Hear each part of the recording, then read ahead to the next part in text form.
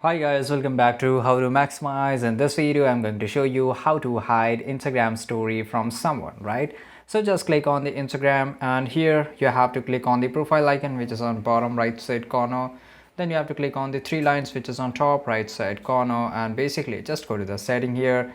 And after that you have to go to the privacy and here you will find another separate option of story. So just click on the story, and if you want to hide someone here you can see in the first that is a hide story from, there is only 0 people selected, so you have to just click on here and basically you have to find someone, that person or that ID from whom you want to hide your Instagram story, right?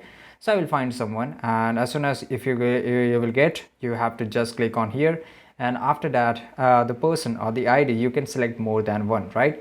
And from here you can just hide it. So basically you have to not click anywhere done, you have to just make sure that the blue tick mark is on, right? And just we will go back and here we will try to refresh it. So basically we have to just go to the story again, and here you can see that I have hidden my story from 3 people, right? And this is pretty easy guys. If you found this video really useful, make sure to like this video, subscribe our channel. See you guys in the next video. Thanks for watching.